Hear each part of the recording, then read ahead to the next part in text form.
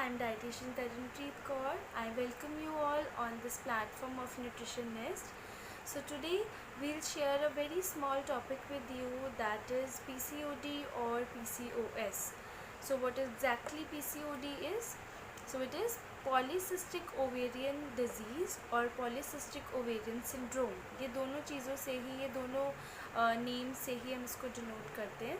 अगर हम इसकी डेफिनेशन देखें तो what exactly the definition of PCOD is, it's basically a disease, it's basically a hormonal disorder which enlarges the size of ovaries and cysts on the outer edges of the body. तो इसमें क्या होता है कि ovaries का size बढ़ जाता है और उन्हीं के आउटर एजेस के ऊपर सिस्ट फॉर्मेशन होने लग जाती है, जो अगर हम मतलब इनिशियली उसको कंट्रोल ना करें तो सिस्ट की जो साइज़ है वो ग्रेजुअली इंक्रीज़ होने लग जाता है. सो अब क्वेश्चन उठता है कि हमें पता कैसे चलेगा कि हमें पीसीओडी का टेस्ट करवाना है या हमें पीसीओडी हो रहा है.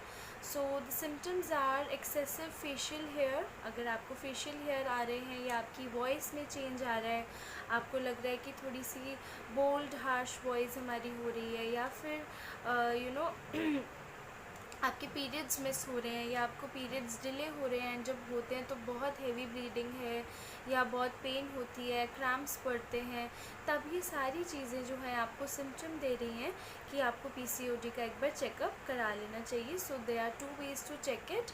लाइक एक आप अल्ट्रासाउंड करा के चेक कर सकते हैं डॉक्टर से मिलके, या फिर आप हार्मोनल स्टडीज़ भी करवा सकते हैं. तो ये आपका सिम्टम्स हो गए. Now what are the factors, इसको जो कॉजेज़ है इसके वो क्या हैं. So basically it's a combination of genetic and environmental factors. Genetically भी हम बहुत कुछ इनहेरिट करते हैं अपने पेरेंट्स से, या हमारी फैमिली हिस्ट्री में अगर डायबिटिक हैं कुछ लोग तो हमें एक्सेसिव इंसुलिन आने के कारण भी हमारी बॉडी में पीसीओडी आ सकता है.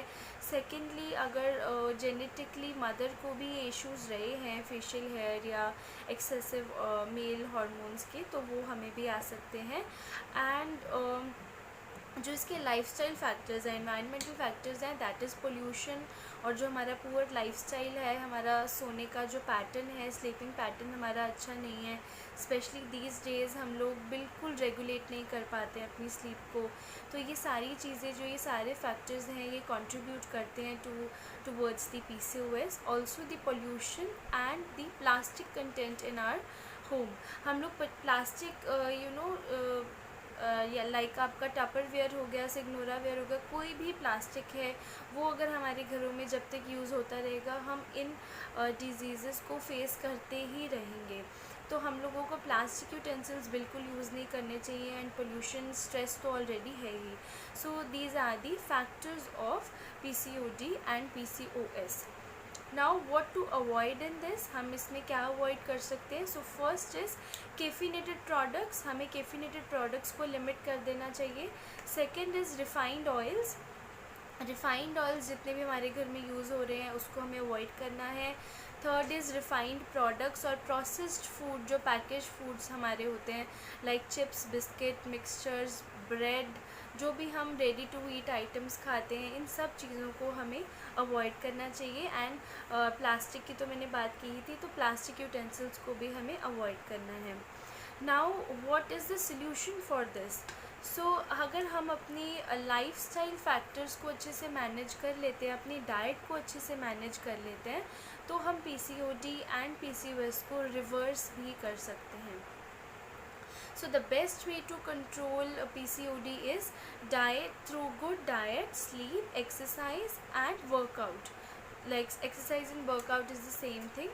तो stress is the utmost factor, कि इसके अंदर हमें स्ट्रेस को जो है अपने स्ट्रेस मैनेजमेंट की तरफ जाना है. उसके लिए भी मैंने एक वीडियो शूट किया था पहले, तो वो मैं आप सबसे शेयर करूँगी कि स्ट्रेस हम अपना कैसे मैनेज करें through with in our busy life styles. And workout और एक्सरसाइज की अगर हम बात करें तो at least 150 to 160 minutes in a week is enough. हमें या तो ब्रिस्क वॉक करना है, या लाइट एक्सरसाइजेस करनी है, या आप कोई भी कार्डियो एक्सरसाइजेस, स्ट्रेंथ एक्सरसाइजेस अपने घर पे ही कर सकते हैं. That is enough for that.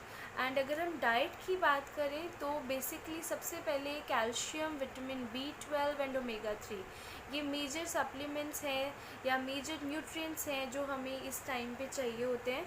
अगर आपके अंदर ये आप इनकी डेफिशिएंट इसमें आपकी आती है, डेफिशिएंसी आती है, तो you should start with the supplements of vitamin B12, calcium and omega 3, and इनके नेचुरल सोर्सेज भी आपको शुरू करने चाहिए। ओमेगा 3 के लिए आप walnuts, flax seeds, chia seeds, walnuts almonds, ये सारी चीज़ें आप शुरू कर सकते हैं। एंड विटामिन B12 के लिए different types of flowers, corns, मेज, ये सब चीज़ों को आप अपनी डाइट में इंक्लूड कीजिए। कैल्शियम के लिए भी आप green leafy vegetables and dairy products and जितने भी आपके मखाने हैं, फॉक्सनट्स हैं, ये आपके कैल्शियम रिच होते हैं। एंड और उसके बाद हमारा जो सेकंड पॉइंट आता है दैट इज़ मिलेट्स। मैंने मिलेट्स पे काफ़ी पोस्ट शेयर की थी, I will share that again. तो उसमें जो आपके जितने भी ज्वार, सोरगम, बाजरा, रागी, हम इनको मिलेट्स बोलते हैं, ये बहुत बेनिफिशियल होते हैं PCOD एंड PCOS में। आप इनका पॉरेज बना के खा सकते हैं, इनको आप अपनी डाइट में खिचड़ी में ऐड कर सकते हैं, इनके लड्डू बना के आप खा सकते हैं। And then fresh coconut is very good for PCOD and PCOS। हमारी जितनी भी इसमें से MCT मिलते हैं, multi chain triglycerides, that is very good for us. And उसके बाद हमारे जितनी भी फ्रेश फ्रूट्स हैं, सैलड्स हैं, होममेड देसी घी है, that is very good. Homemade देसी घी जो है वो बहुत बेनिफिशियल होता है हमारी इन चीज़ों के लिए। एंड हमें स्लीप को रेगुलेट करना है, टाइम पे सोना है, टाइम पे उठना है। अगर आप अपनी 7 to 8 आवर्स की अनब्रोकन स्लीप लेते हैं, देन यू कैन ईजिली से by two PCOD and PCOS। Thanks for watching.